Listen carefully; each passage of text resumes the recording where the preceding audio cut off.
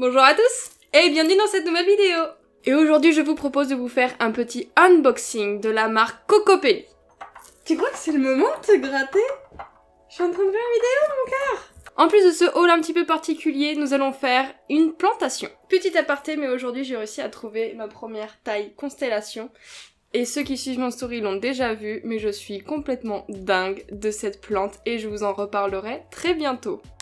Vous l'aurez deviné, aujourd'hui nous allons parler de semis. Si j'ai choisi de commander chez Cocopelli, c'est pour une raison bien particulière. Qu'ils soient bio ou pas, quasiment 90% des semences que vous trouvez sur le marché sont en fait des semences industrielles. Les multinationales ont en fait mis au point des semences totalement standardisées. En un demi-siècle, quasiment, les tomates ont perdu 50% de leur valeur énergétique, ce qui est énorme. Le fait que vous ayez des semences industrialisées, en fait, ça leur permet d'avoir une très belle forme, une très belle couleur, être toujours pareil, etc.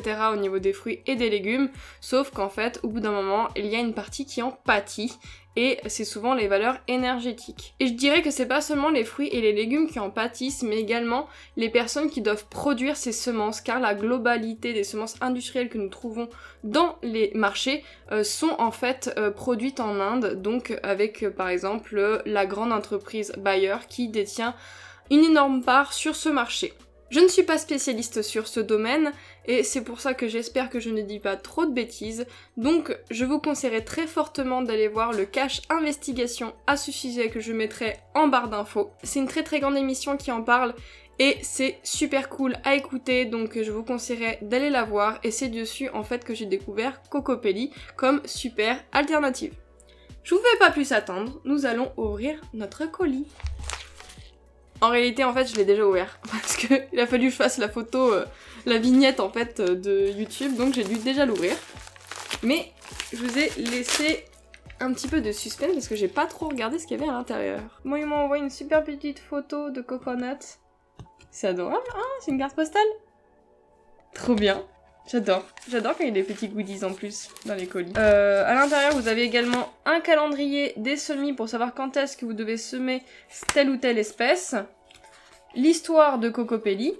Donc c'est plutôt pas mal, ça a l'air d'être un petit livret vraiment complet, je le lirai plus tard. Et ça m'est revenu à 38,35 €. Et ensuite, toutes les graines. Donc je vais vous les présenter, hein, une par une, ça sera beaucoup plus simple. Et après, on va les planter. Pour que ce soit plus simple, je vais vous incruster juste ici toutes les photos des fruits et légumes que j'ai commandés. On commence par la pastèque yellow. Franchement, ça a l'air pas mal, mais j'ai un peu peur parce que il y a écrit dessus que les fruits pèsent entre 7 et 10 kg, ce qui équivaut à un gros Dexter. Vous voyez, lui, il fait 7,5 kg et je pense que la pastèque, ça fait entre 7 et 10 kg.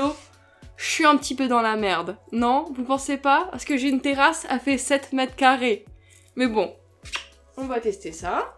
Je vais essayer de tout vous mettre à l'écrit pour que vous puissiez savoir synthétiser, faire un screen comme vous voulez, pour que ce soit plus simple. Maintenant, on va passer aux tomates indigo. Donc, il y a marqué dessus que les fruits peuvent manifester une très grande variabilité de couleurs, de formes et de saveurs. Comme ce ne sont pas en fait des graines industrielles, il y a quand même beaucoup de variations sur les formes, c'est ce que je vous disais du coup dans l'intro.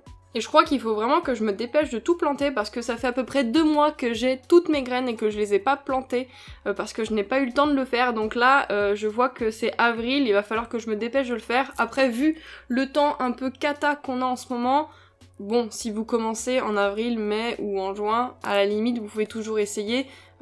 Ça marchera peut-être vous auriez moins de récolte, mais ça fonctionnera quand même. Je l'ai pas précisé, mais certaines des graines sont bio, donc pas toutes il me semble, mais il y a le petit logo vert en fait, juste en haut, quand les graines sont bio. On va parler des tomates rouges gloire de Malines, qui ont l'air trop bien, ça a l'air super mignon. Cette variété ancienne présente une bonne vigueur et produit des fruits ronds à la chair ferme et délicatement parfumés. En fait, du coup, ça me fait déjà deux tomates. Oh, mais je vais remplir mes 7 mètres carrés de fruits et de légumes, en fait. On va même plus pouvoir profiter de la terrasse cet été.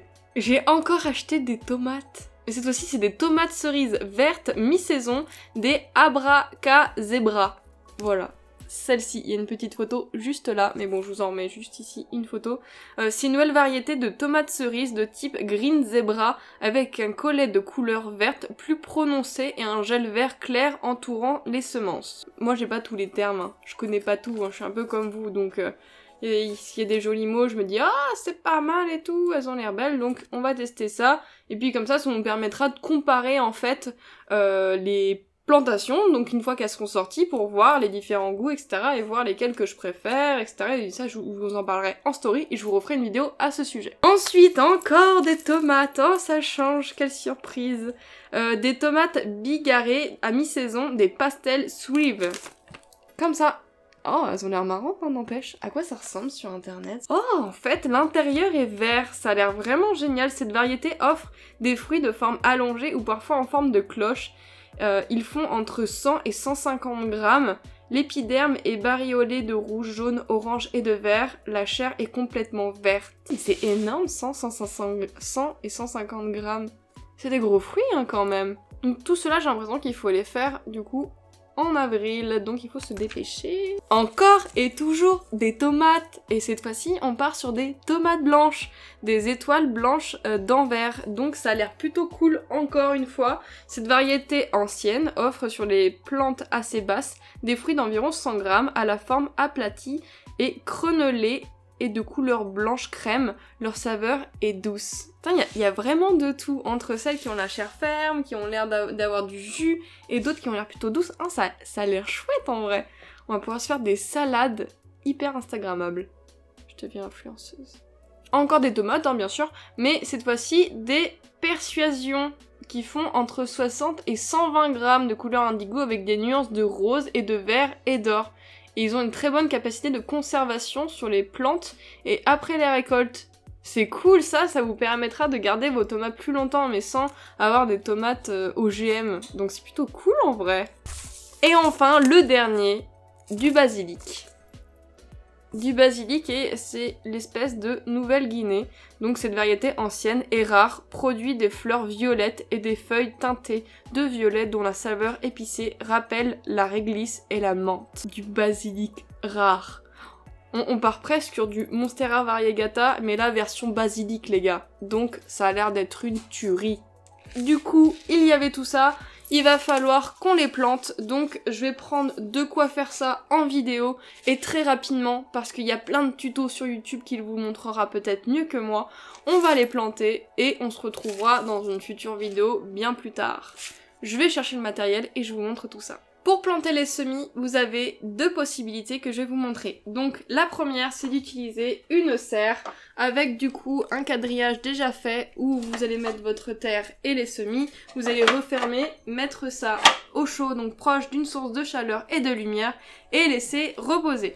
Donc ça, c'est la première solution. La seconde solution, c'est d'utiliser une boîte plastique comme la perlite vermiculite. Et à l'intérieur, on va y ajouter en fait des petits pots. Donc là, j'ai pris des pots comme ça, classiques. Il faut éviter la tourbe parce que la tourbe, c'est quand même un élément qui pollue énormément. Donc là, je l'ai pris normalement en sans tourbe, en biodégradable. Donc idéal pour la culture d'herbes aromatiques, etc. Donc pas de tourbe, donc on ne pollue pas, c'est chouette. Et c'est plutôt biodégradable et moi en fait je vais les réutiliser. J'ai vu aussi que Verbobo avait utilisé des boîtes d'œufs pour pouvoir faire ses semis et c'est une idée complètement géniale quand on s'intéresse à l'écologie, etc. Donc vous pouvez très bien aller voir sa vidéo, elle est aussi top top top. Quant à nous, nous allons utiliser les deux solutions parce que nous avons énormément de graines et du coup on va essayer d'en faire pousser un maximum. Et bien sûr pour vos semis, vous vous munissez d'un terreau spécial semis. Donc je vais utiliser la technique des pots. Ne vous inquiétez pas, cette technique-là, c'est exactement la même manière de faire pour celle sous serre. Du coup, j'ai pris mon petit pot et à l'intérieur, j'y ai mis le substrat pour semis. Et j'ai légèrement tassé comme ça, sans trop appuyer dessus. C'est un substrat qui est très aéré parce qu'il y a de la perlite à l'intérieur, donc nos semis vont très bien s'y plaire.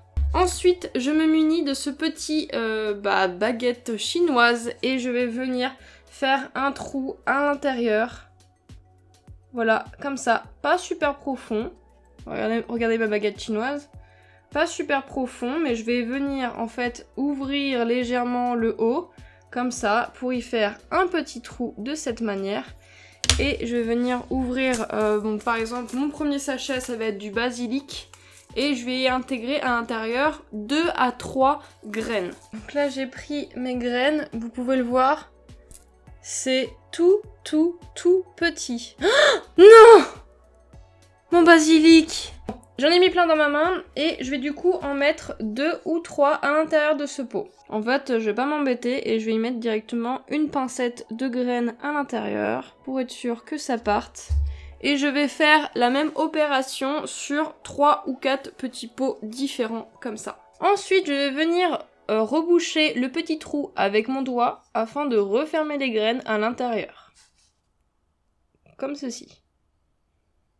Une fois que j'ai fait ça, je vais venir inscrire le nom en fait ou l'espèce pour pouvoir me souvenir que ça fait bien du basilic. Donc voilà, j'ai écrit basilic dessus pour me souvenir que c'est bien du basilic. Ensuite, avec un petit pulvérisateur, nous allons pulvériser nos semis pour pouvoir les imbiber d'eau en fait et pouvoir les permettre de leur faire partir.